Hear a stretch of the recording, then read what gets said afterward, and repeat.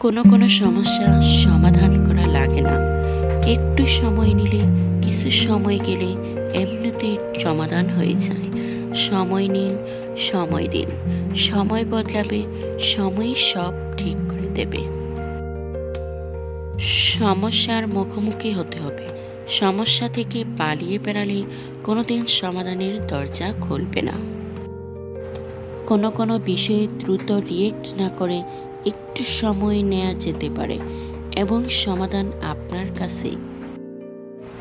কারো জীবনে কোনো সমস্যা নাই, এটা অসম্ভব।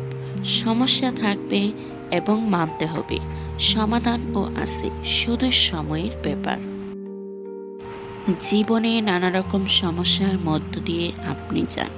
পারিবারিক সমস্যা, ব্যবসায়িক সমস্যা, অফিসের বস বা সহকর্মীর সাথে সমস্যা, অর্থনৈতিক সমস্যা, অসফলতা ইত্যাদি। এইসব সমস্যার কারণে দুটো ঘটনার সম্মুখীন হতে পারেন। আপনি ভেঙে পড়তে পারেন, অথবা সমস্যা মোকাবেলা করে আপনি আরো শক্তিশালী হতে পারেন। সমস্যাকে কখনো তোমার উপর চেপে বসতে দেবে না। হতাশ না হয়ে তুমি দেখো স্বপ্ন পূরণের কতটা কাছে তুমি এলে। সমস্যা এলে কখনো এড়িয়ে যাবে না, মুখোমুখি রুখে দাঁড়াবে। মনে রাখবে, সমস্যাহীন জয়ে কোনো আনন্দ নেই, আর সব সমস্যার সমাধান আছে। সমস্যা উপস্থিত না হলে সফলতার প্রকৃত আনন্দ উপভোগ করা যায় না।